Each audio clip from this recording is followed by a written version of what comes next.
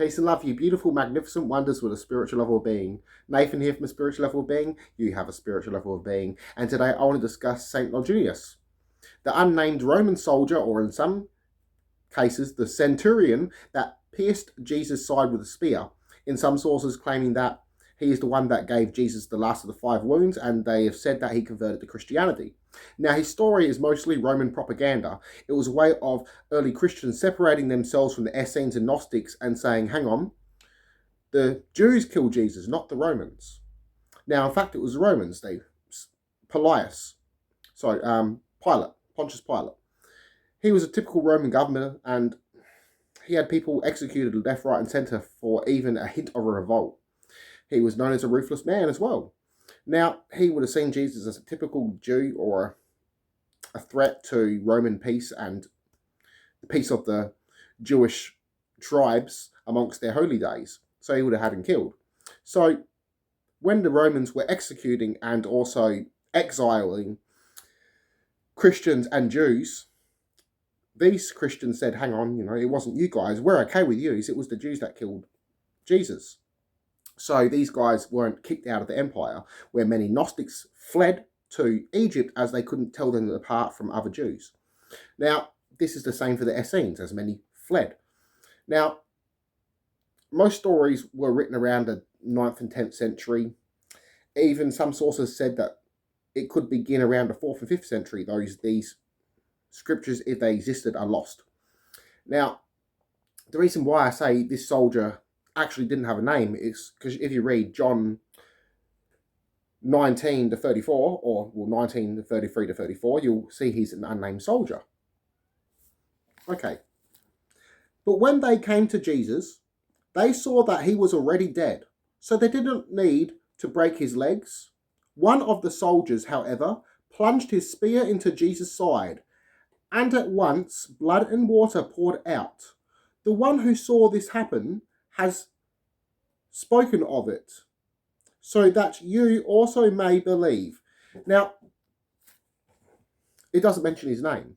And if we go into Matthew 27 to 51, we're going to see some superstitious stories, but we're also going to see that he says that Jesus was the Son of God. And this is in, as I just said, Matthew 27 to 51. Then the curtain hanging in the temple was torn in two from top to bottom.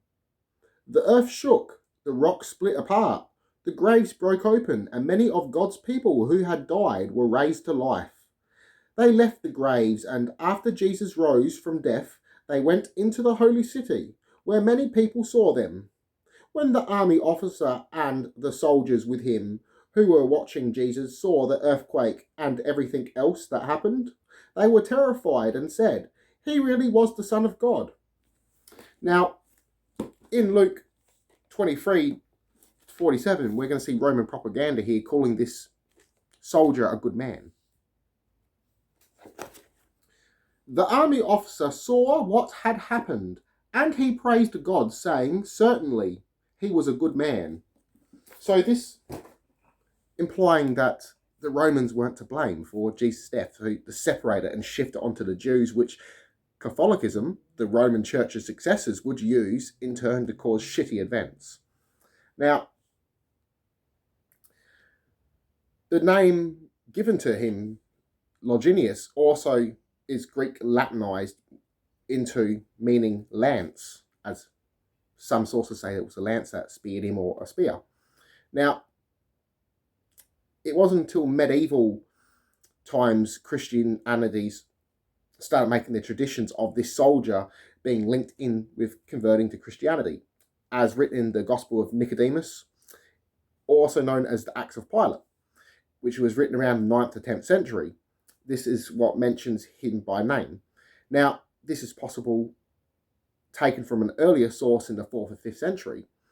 Now, we also have the Golden Legend written around 1259 and finished in 1266 as sources were added in over time. And this mentions him being a blind centurion that spears Jesus' side and blood pours onto his eyes and heals him so he's able to see again. So then he converts to Christianity. There's later says that he's called before the Roman governor and demanded to make sacrifices to idols, which he refuses, and so this governor has his teeth and tongue cut out.